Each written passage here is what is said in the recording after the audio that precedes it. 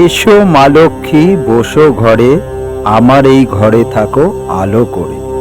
বন্ধুরা, আজ আপামর বাঙালির ধনের দেবী, সমৃদ্ধির দেবী মা লক্ষ্মীর পূজা। এই লক্ষ্মী পুজোর দিনটা এলেই কান্না পায়। শুনে অদ্ভুত লাগলো, তাই না? কংগ্রেস আর দোগলা বামপন্থীরা আমাদের সেকুলার বানাতে কোনো চেষ্টারই কমতি রাখেনি, কিন্তু ভোলে বাবা আমাদের জগৎ পিতা, জগদ্ধাত্রী আমাদের মাতা। তাই চৈতন্য শ্রী রামকৃষ্ণদেবের আশীর্বাদে হয়ে গেছে। আমরা ভাগ্যবান, আজও বাংলার বুকে লক্ষ্মী পুজো করতে পারছি। আর এই পবিত্র সন্ধ্যায় বহু বছর আগের এক দিনে ভারত মাতার ভূমিখণ্ড বামপন্থী জ্যোতি বসুদের অন্যায্য দাবিতে মুসলিম লীগের ভেট চড়ে যায়। নাম হয় পূর্ব পাকিস্তান। আর সেই পূর্ব পাকিস্তানের প্রত্যন্ত কোণে এক সমৃদ্ধ হিন্দু গ্রাম নোয়াখালী এই লক্ষ্মী পুজোর রাতে মজহবি ইসলামিক আতঙ্কবাদীদের আক্রমণে নিশ্চিহ্ন হয়ে যায়। চালবাটা আলপনা মুছে যায় হিন্দুর গলাকাটা রক্তের ধারায়। আর বর্তমান পশ্চিমবাংলার লেডি সুরাবর্দির আক্রমণে মোহাম্মদ আলী পার্কের দুর্গাপুজো তো বন্ধ হয়ে গেল, আপনারা দেখেছেন। জানি না আর কি অত্যাচার করলে ল্যাথখোর ম্যাদামার্কা কুচুটে বাঙালির চোখ খুলবে, ঘুম ভাঙবে, চৈতন্য হবে।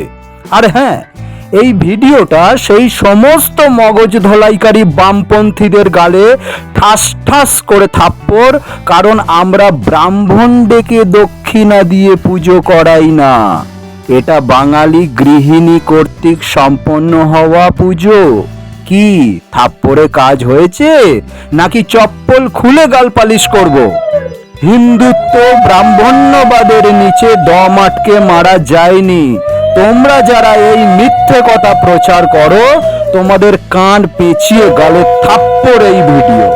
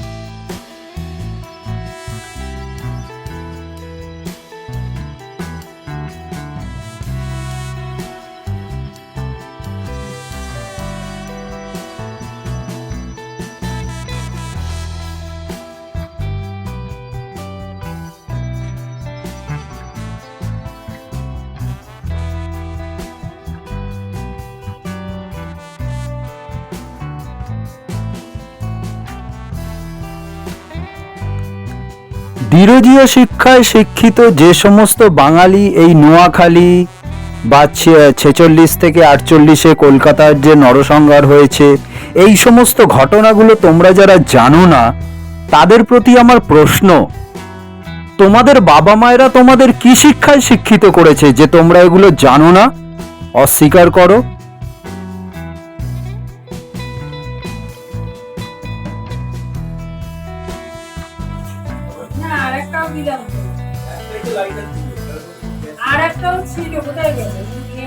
দর্শক ও শ্রোতা বন্ধুরা, সকলকে আমাদের পালবাড়ির লক্ষ্মী পুজোর শুভেচ্ছা। তোমরাও তোমাদের বাড়িতে পুজো করো এবং আমাদের শুভেচ্ছা প্রতি বিনিময় দিও।